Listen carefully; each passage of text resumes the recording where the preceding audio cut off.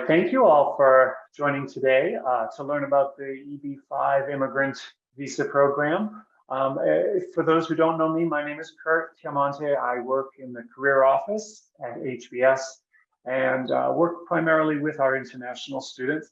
And it's my pleasure today to welcome three guests who are experts on the EB-5, the employment-based fifth preference green card option that exists. And I'm going to start by introducing Michael Worley, who's an advisor with LCR Wealth Management, which is an SEC registered investment advisor based out of Westport, Connecticut.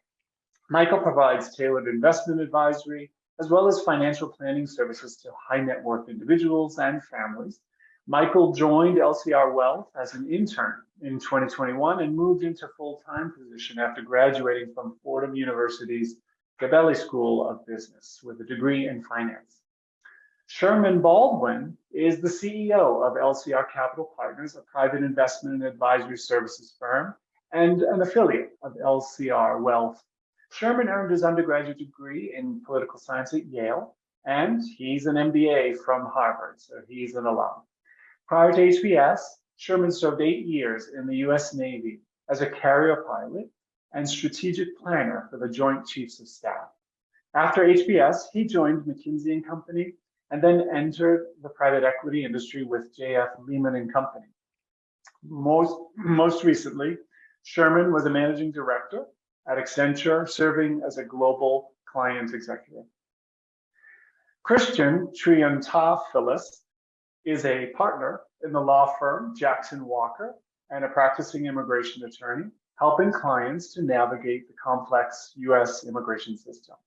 He performed his undergraduate studies at Southern Methodist University and earned his law degree from New York Law School before starting his career at Fragomen Del Rey, Bernstein & Lowy. Prior to joining Jackson Walker, Christian was EB-5 section lead at Foster LLP. I'm going to turn it over to Michael now, and then we'll get the program started. Great. Thank you for the introduction, and thank you to everyone in attendance. As Kurt teed up, we're going to be having an information session here on the features of the EB-5 program and how they might be able to benefit you. Some of you may be familiar with the program. Others of you, this may be your first introduction, but there have been substantial changes to the legislation, and they have the ability to truly change the trajectory of your career and your life here in the United States. So with that, I'm going to read you our disclosure, cross our T's, dot our I's, and then I'll pass it over to Christian and Sherman to take you through the material. LCR Wealth Management is a registered investment advisor located in Westport, Connecticut. LCR Wealth may only transact business in those states in which it is registered or qualifies for an exemption or exclusion from registration requirements. This presentation is limited to the dissemination of general information only.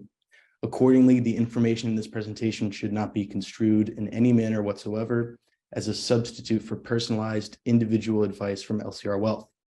Information presented is for educational purposes only and does not intend to make an offer or solicitation for the sale or purchase of any specific securities, investments, or investment strategies. Investments involve risk and, unless otherwise stated, are not guaranteed. Be sure to first consult with a qualified financial advisor or tax professional before implementing any strategy discussed herein. Any client examples were hypothetical and used to demonstrate a concept. Past performance is not indicative of future performance. Therefore, no current or prospective client should assume that future performance of any specific investment strategy, including investments and/or investment strategies recommended by LCR Wealth, or product referenced directly or indirectly in this presentation will be profitable. Different types of investments involve varying degrees of risk, and there can be no assurance that any specific investment or investment strategy will be suitable for a client's or prospective client's investment portfolio. With that out of the way, I do want to say we're very lucky to have Christian and Sherman with us here today. They're incredibly experienced and knowledgeable on these residency programs. I think you should all take the opportunity to ask any questions you have. Feel free to put those in the chat, and I'll be keeping an eye on that as we go through. We're going to leave a good amount of time at the end and try to answer as many questions as we can. So with that, I'll turn it over to Sherman. Great. Thank you, Michael. And thank you, Kurt. We really appreciate the opportunity to be here back at my alma mater. And thank you, Melissa, for running the call for us. I love this page. This is a great page. I think it's highly relevant to all of you. You know, many of you are at Harvard's HBS. Many of you may be coming from other Harvard schools, but you're obviously already accomplished individuals and starting your educational career here in the US. You look at these people, whether it's Vinod Khosla, Sergey Brin, the founder of Google, Satya Nadella, now the CEO of Microsoft. Everyone's familiar with Elon Musk from South Africa, Sundar Pichai from India. I mean, it's a wonderful list of people whose lives have been changed by coming and getting educated in the US and then starting their careers and continuing their careers with great success in the United States, the world's most dynamic economy. I tend to think of America's superpower is merit-based immigration, and America's economy and the ability to attract talent from all over the world is very unique to the United States. And that's why I think many of you are here. Harvard has a great reputation as one of the world's top universities, and that attracts talent. Great talented people want to be and compete with great talented people, and that attracts people from all over the world. So studying and working in the US is a great place to start your career, but it has gotten more challenging over the last decade. You look at all these people, they started their careers in the 80s and 90s, and that continues, and there continues to be amazing opportunity, but it is changing. And the immigration, the US immigration policies and laws are very complicated, and you really do need some help to navigate them. But you cannot sit back and just expect it to all work out because you're at Harvard. It just doesn't work that way. You need to be on top of it. You need to work with an immigration attorney, and you need to be thoughtful about what your dreams are, what your objectives are, what your goals are for your career. And if you don't do that, decisions may get made for you and things may get out of your control. EB-5 is a wonderful opportunity to actually control your destiny here in the United States. It's by far and away the best, fastest, and most certain path to a green card, which will enable you to work wherever you want and start your professional career in the US on a very upbeat note. Let's go to the next page, Michael. So the three things that typically pose challenges to international students looking to work in the US is that companies are unwilling to sponsor you. Most of the large, prestigious firms really have decided several years ago that sponsoring people is just a real headache. The visa complexity and the H-1B complexity we'll talk more about as we go through this. It causes a distraction. It's viewed as extra cost for the business and is difficult, no matter how talented you might be. There's also significant pay differences between someone who's sponsored, say on an H-1B visa, and someone who is a resident or a green card holder. The sponsored person, can get paid substantially less. And in fact, many people refer the H-1B program as a form of indentured servitude because of the inflexibility associated with H-1B. The flexibility provided by the EB-5 program is that you can work wherever you want. You really have all the rights and benefits of a US citizen, with the exception of voting. So you can go and work wherever you want and pursue your goals. Let's go to the next page. So this shows the big new change in the new legislation. So in March of 2022, just last year, the US Congress passed what's called the Reform and Integrity Act, and it's a new piece of legislation that was signed into law by President Biden and it extends the EB-5 program for the next 5 years. Very significant. The program had a variety of short-term renewals over the last decade that was very frustrating for everybody in our industry and for international students and international immigrant investors who wanted to take advantage of the program. The big new change is that if you're a student on an F1 visa today, you could apply and invest in the EB-5 program, and that typically takes 60 to 90 days to do. And then once you've applied, you can apply for what's called the concurrent adjustment of status. And within another 90 days, you could have US work authorization anywhere in the US.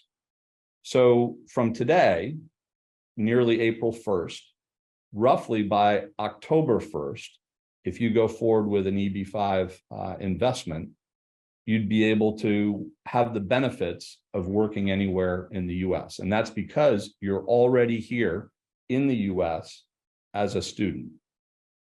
In comparison to that, the H-1B program, which many students expect that they will take advantage of, is really oversubscribed now. And it has had significant growth over the last decade.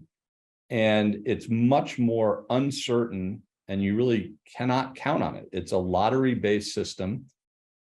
Typically, only about 1/3 of applicants will actually get sponsored for an H-1B. And then, as I said, you're really tied to the employer that winds up sponsoring you. And so it's a lottery program. Not every employer offers it. The odds of success for about 1 in 3. And it's a very long-term thing. I'd like to turn it over to Christian for a few minutes because as an immigration attorney, he really understands not only H-1B, but many of the other programs, just to talk a little bit more and maybe add a little more color about the H-1B program. And then I'll pick it up for the next slide. Thanks, Sherman. Yeah, I'll touch on the H-1B as compared to EB-5 a little bit more. When looking at the H-1B program, that's a non-immigrant visa. That's a short-term fix to try to stay in the U.S. post-graduation, as compared to the EB-5 immigrant process, where you're winding up as a permanent resident based on a self-petition. You're doing that on your own, and you can control that process regardless of whether you have an employer sponsoring you. So before the EB-5 Reform and Integrity Act, many of my conversations with students just like yourselves who are looking for a way to stay in the U.S. post-graduation. They're looking at staying around using the OPT program for graduate students who graduate and holding on to that as long as they can, and applying for the H-1B visa through an employer who's willing to sponsor them to do so. And we've seen, that growth in the number of petitions that are being filed by employers go up and up and up each year, while the number of H-1B visas available each year has remained at 85,000. And so that percentage of getting selected in an actual lottery system each March through April has become a lower and lower acceptance rate. We're seeing something along the lines of 22% at our own firm when we're getting H-1B registrations done. The other thing is, while much of the H-1B program is problematic for the beneficiary, it's become easier for certain firms companies who really like to use the H-1B program, IT consulting firms, for instance, to actually register for the H-1B lottery. So they're registering more and more for more and more spots each year, reducing the chances of others getting the H-1B visa. So before the changes to their program, my discussions were, hey, we could start the EB-5 process now, but in the meantime, hopefully you can stick around long enough using your postgraduate OPT. Perhaps you'll get selected by the H-1B lottery. You'll be beholden to that employer until your EB-5 case is approved. And then we could go on and sort of help you get your own green card through your EB-5 process. But as Sherman pointed out, that has changed now. My discussions are much more optimistic. If you don't want to have to wait to graduate, try to rely on H-1B visa lottery system, go ahead and file your EB-5 case now and concurrently file for your green card. And while you're waiting for all that to happen to get approved, you'll have your own employment authorization document to go on and work for yourself, for anyone who's looking to hire you, or even continue to go on to school elsewhere after graduating. So there's really a whole lot of freedom and flexibility that comes a lot sooner. Great. Thanks, Christian.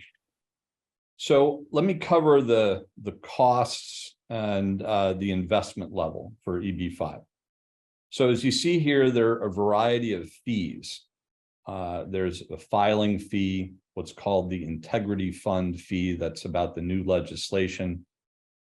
Christian and his firm or another immigration attorney, roughly that's an industry average of what the immigration attorney would charge. That's a fixed fee. And then there's an administrative fee that my firm or a firm like us would charge. So as you run up to your application, there's about $110,000 of fees. Those cannot be recovered. Those are expenses. Those are a cost to make your investment, basically. The level of the investment itself is $800,000. And then that money is invested in a US project, typically a real estate project that a firm like ours does due diligence on and vets and make sure that the investment is a good investment. And then we create an EB-5 fund and aggregate investments from many different EB-5 investors around the world. So that $800,000 then gets deployed to that project. It creates American jobs, at least 10 American jobs. That's tracked by our firm and Christian's firm. And then at the end of the 5 to 7 year process, you get a permanent green card and you get your capital back. You also, during that 5 to 7 year period of time, get a preferred return on that investment, which is very low. It's not really a good financial investment, but it's a strategic life choice, a strategic family decision to make this to enable you, the student, to start your career with maximum flexibility in the United States. So then after that 5 to 7 year period, the capital comes back to you. And so the net cost is about $70,000, or frankly, less than 1 year of tuition, at HBS or any of Harvard schools, I would think. So that's the way to think about the cost. In terms of the investment, it is a long-term investment, but if you invest with a quality firm and a quality project, like we do, you'll get your money back, you'll get your capital back, you'll get a preferred return. And so the cost of giving you that flexibility to work wherever you want for whatever firm you want, a startup to Goldman Sachs or McKinsey, you can do that. And you're not beholden to an H-1B, you're not beholden to one employer. It gives you maximum flexibility. So our view is it is for families with the means. Obviously, $800,000 is a significant amount of money, but in terms of assets for high net worth families that can make this kind of investment, the return, as that first page indicated, who amongst you on this call are going to be the next Elon Musk or Sundar Pichai or pick whoever you admire most, Indra Nooyi. There's just significant opportunity based on making this like I said, a strategic family decision is really the way to think about it. Not a financial investment for a financial return, but it really is a family decision. So let's go on to the next page. Christian, over to you. Sure. So let's speak a little bit about the actual requirements of the EB-5 program. So there is a minimum investment amount of $800,000, And as Sherman explained, that investment hold is typically around 5 to 7 years. We want it to be that investment to be sustained while going through your immigration process, becoming a green card holder, permanent resident. When working with clients, we do want to make sure we're vetting them for background checks, any immigration issues that they've had in the past. Of course, criminal convictions are problematic. Any kind of financial fraud, that these are all issues that would prohibit someone from doing a successful EB-5 process. But we do work with our clients early on, making sure it's the right fit. And then we get started with preparing a successful petition for them. So one of the biggest parts about preparing a successful petition is documenting someone's source of funds. And what I mean by that is we have to demonstrate to the US government that your $800,000 comes from a lawful source. So we work with families from all around the world on documenting how they've cobbled together their $800,000 investment, including all the supporting documentation, affidavits, bank statements, whatever we need to demonstrate to the US in a sufficient manner that these funds have come from a lawful source, and therefore this is going to work for the EB-5 program. Sherman also mentioned that this is an investment, and by investment we mean an at-risk investment. This isn't just a purchase of a green card. So there does have to be a chance for loss or gain on your investment. The government is not saying that it needs to be a risky investment. The amount of risk, the amount of due diligence that could have been done to create the risk to be very minimal is just fine. It's just about there being a chance for loss or gain, just like any other investment structure that you would look at. So we have to sustain your investment through dependency of your first 2 years of being a green card holder and filing your last petition to complete the process. Let's go on to the next slide. So I'm going to talk a little bit more about the source of funds. It's such a big part of my practice. It's a lot of what I do with families, for students in the US, whether they have the money themselves or they're getting a gift from a family member or a close friend, or perhaps a loan from a bank or a personal loan or family loan. There's all kinds of different source of funds scenarios that I've worked with.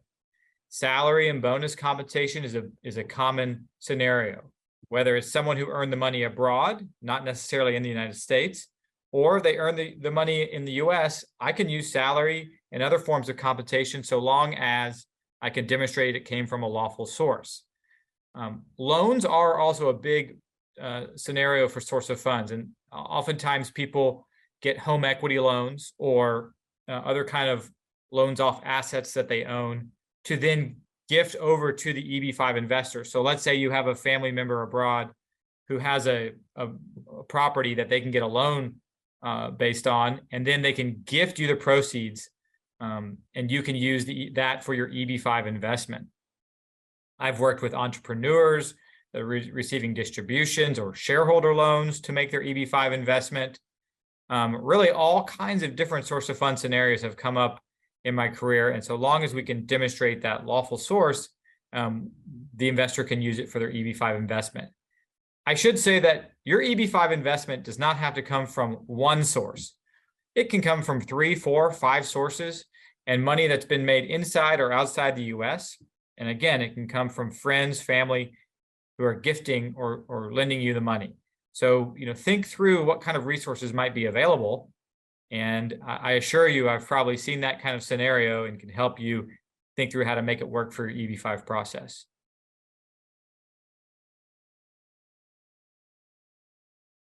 Yep. Sherman, you're on mute.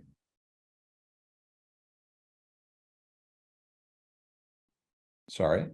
Just to summarize some key takeaways and benefits of EB-5. It enables you to go from an F1 visa to US work authorization in 90 days now. So that's a very significant change. It's a change in the law.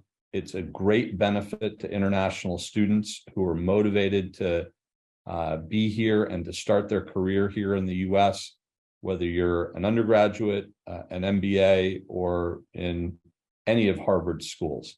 So this is the change that drove me to reach out to HBS and to talk to Kurt, because I feel it's a significant new piece of information that I wanted to make sure that the relevant HBS students were aware of. EB-5 gives you the control over your career by avoiding the H-1B lottery. That's very significant as well. There's nothing, the approval rate for EB-5 historically is over 93%.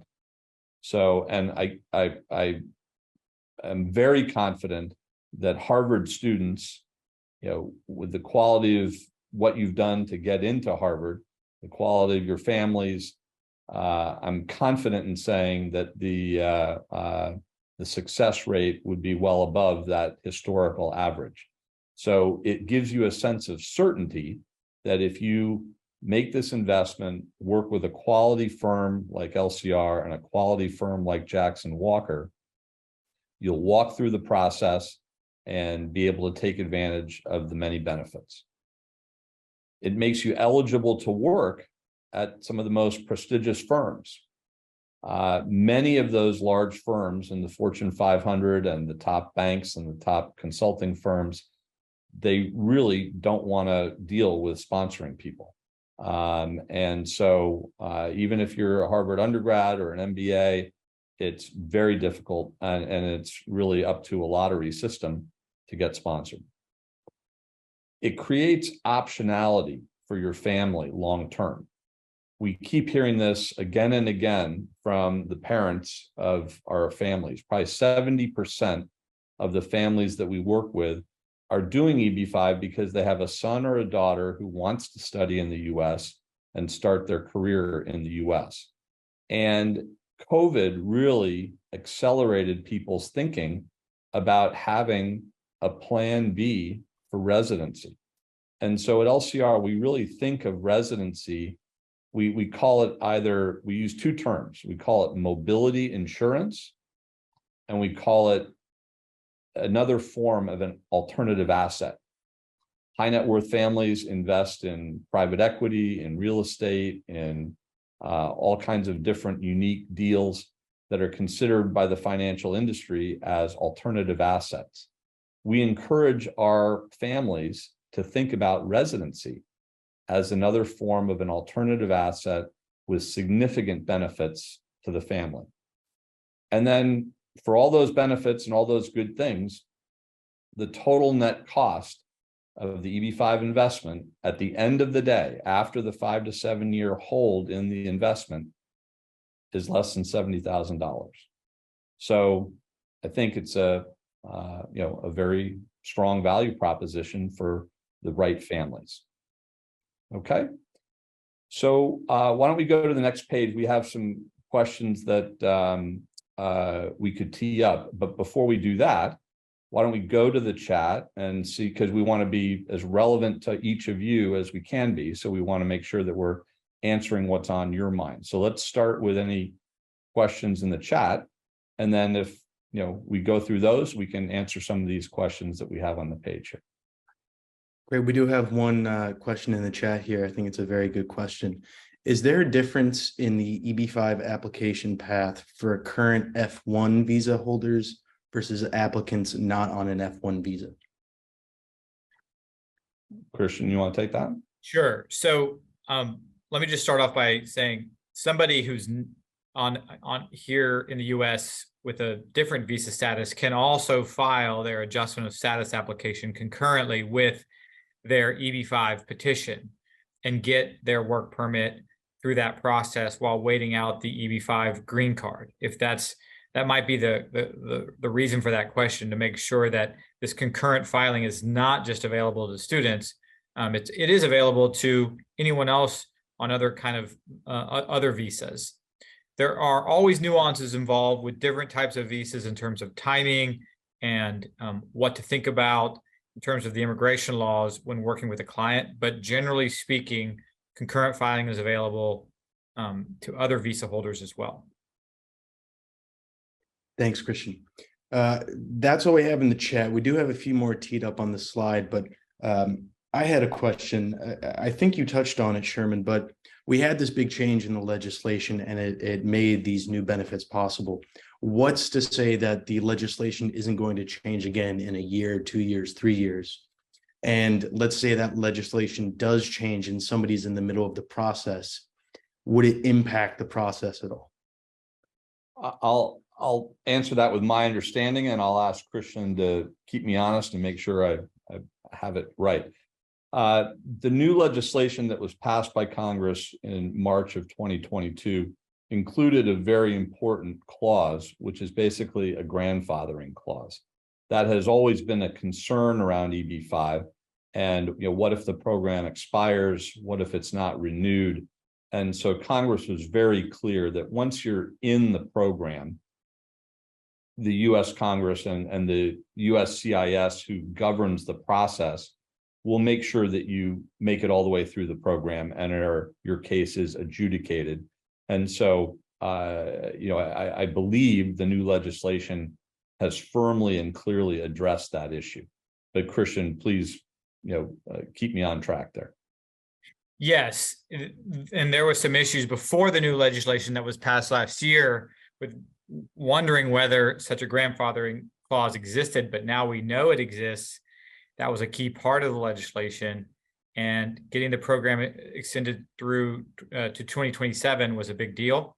And so it's a very good thing to be able to take advantage of. Great. So anyone who files and starts the process before that expiration in 5 years, even if that legislation changes in 5 years, they should be all set. That is a lot of stability there. I'll with one caveat, the real date is September 30th, 2026. That's when the grandfathering sort of hard stop is. And let's see what happens in 2027. I imagine they'll include that year as well, but 2026 is far out enough for us to take advantage of. Great. I see another question that came in the chat. Can people with a B1 or B2 visa apply for an EB-5? How is the timeline different? Well, someone here as a visitor can apply for EB-5. Yes. Now, when you enter the U.S., you should have non-immigrant intent as a visitor, because a visitor is supposed to come here, do their tour or their visit of friends and family, and return to their home country. But filing an EB-5 petition alone doesn't mean you're planning on staying here. It means you're lodging an immigrant petition, and whenever that gets approved, perhaps you're going to consular process, get your EB-5 visa at the U.S. Embassy abroad. However, over time, while you're spending your time in the U.S., perhaps you decide to stay here for a longer period of time. You could do that and file your adjustment of status application with your EB-5 petition. But I would work with an immigration attorney like myself if considering something like that. Thanks, Christian. Sherman, I'm going to direct this question towards you. How do you do due diligence on EB-5 projects? Well, it's a lengthy and fulsome process. For LCR specifically, we now have been around since 2012. We now have 3 strategic development partners, all of whom have 40+ year track records in real estate development, and all of whom are committed to working with EB-5. So they have already repaid EB-5 investors through their cycle multiple times over. So, that's a significant part of it, is just the quality of the developer and their track record, and digging into the creditworthiness of the developer and their financials, and understanding the specific development and the strategy, and understanding the financial models and the business plan for the development. Our intent on this call is not to talk about any specific projects, but suffice it to say that LCR is very disciplined, and we work with very high creditworthy developers to make sure that the investment risk is as low as possible for our investors, and they have the highest probability of creating the jobs that they need to create to get their immigration benefit and to get the capital back at the end of the cycle. Great. Thank you, Sherman. We got a couple more questions coming in the chat here. Someone would like to hear Christian and Sherman's thoughts on EB2 eligibility for HBS grads and how that compares to EB5. Well, so EB2, I think of the EB2 perm process, which means you're relying on a U.S. employer to sponsor you for your green card so you can work for them long term.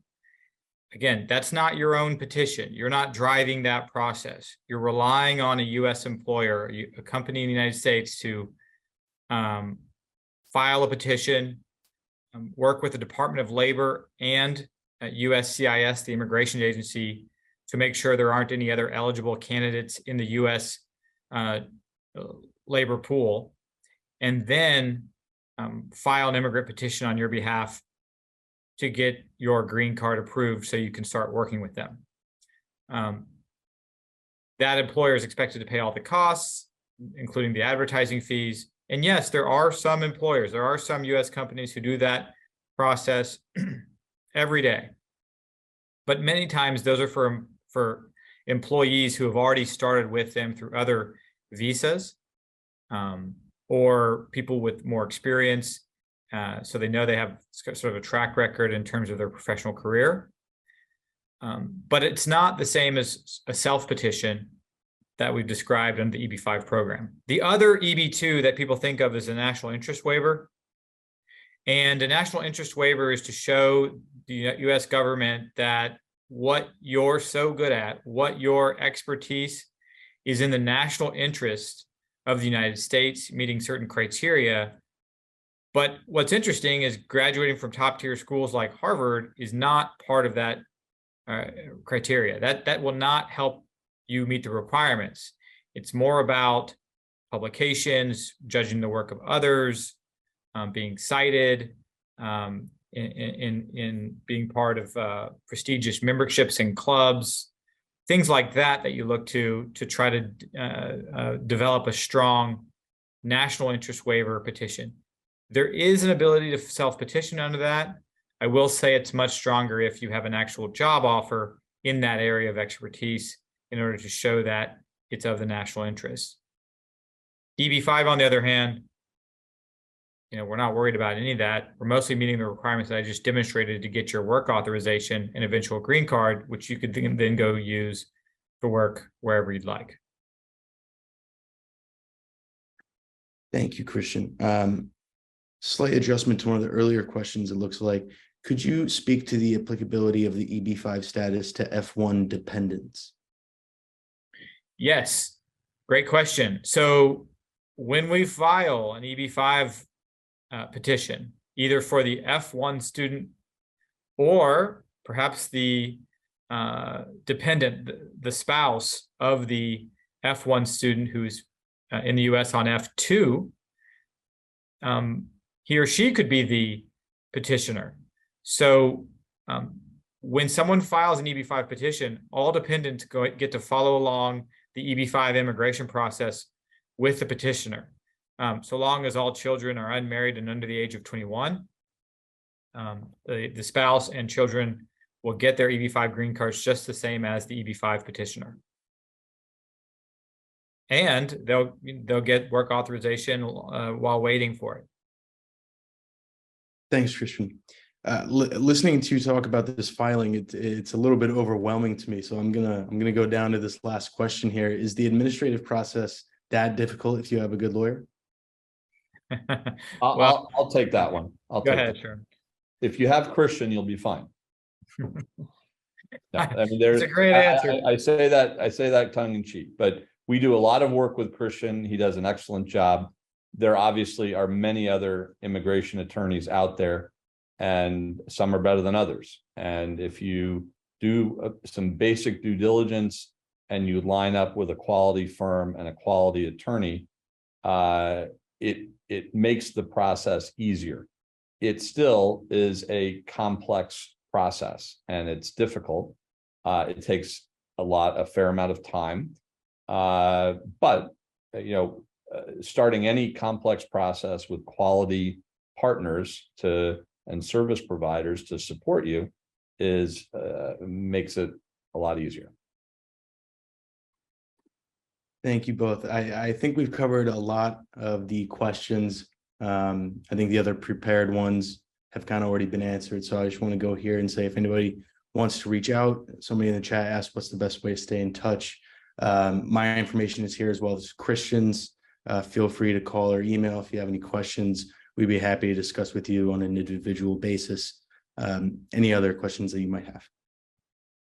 Let's go back to that previous page, Michael, just for a sec. Actually, you leave up your contact information. That makes sense. But look, as students, the odds are that you're not going to necessarily be able to do the size of an EB-5 investment by yourselves, right? You're going to need help, probably from family, to make that happen. So the very first question at the top of that page was, what do I do next? How do I go about investigating this more?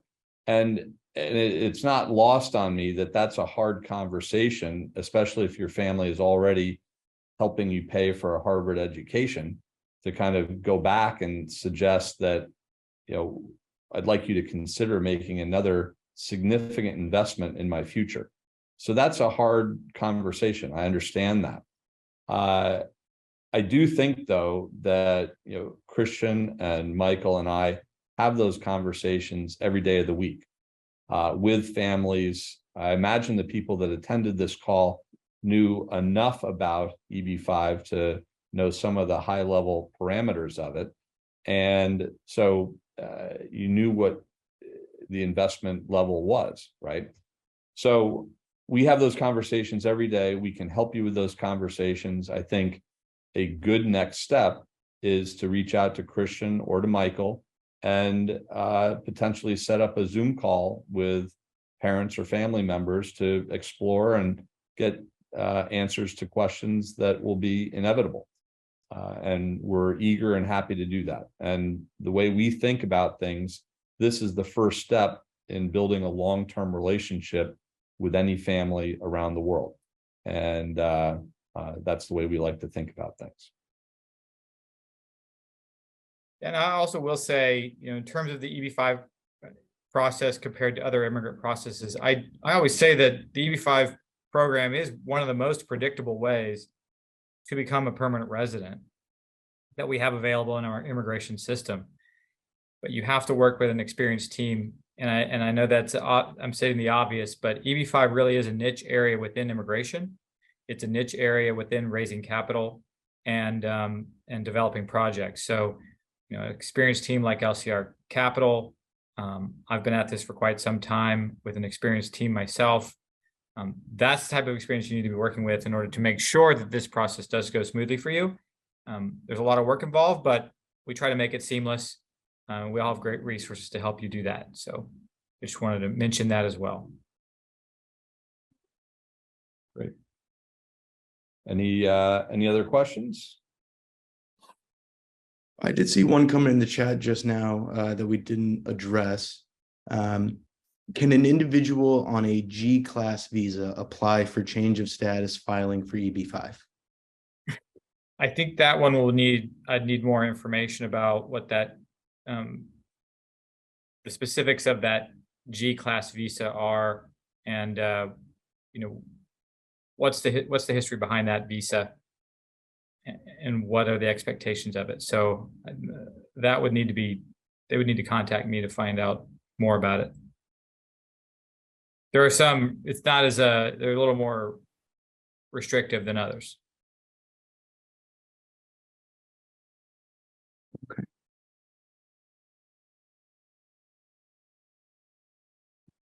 All right, well, if there's no other questions, we really enjoyed being here. We thank everyone for their time. Really appreciate it. And as we said, if anyone has any other questions as you're thinking about this, I believe this is going to be shared on the internal Harvard portal. So if anybody takes another look or has any follow-up questions, feel free to reach out to myself, Christian, and continue to educate yourselves on the program and your guys' optionality. Yes, thank you, Sherman, Michael, and Christian. And as Michael said, we will post the video as well as these slides on the careers tab in my HBS. So it'll take, the slides will be up probably tomorrow. The video takes a little bit longer, but it'll be available there so you can reference it. But the slides will be available from tomorrow onward. So if there are no other questions, I want to thank all of you for joining us as students at Harvard. And thank you, Michael, Christian, and Sherman. We really appreciate your time. It was very informative, certainly clear, and we really appreciate you reaching out and making more students aware of this possibility. So thank you. Thank you, Kurt. Thank you, Melissa. Sure. Appreciate it. Thanks, Christian. Thanks, Michael. Take All right. care. Thanks, everyone. Everyone. Bye-bye. Everyone.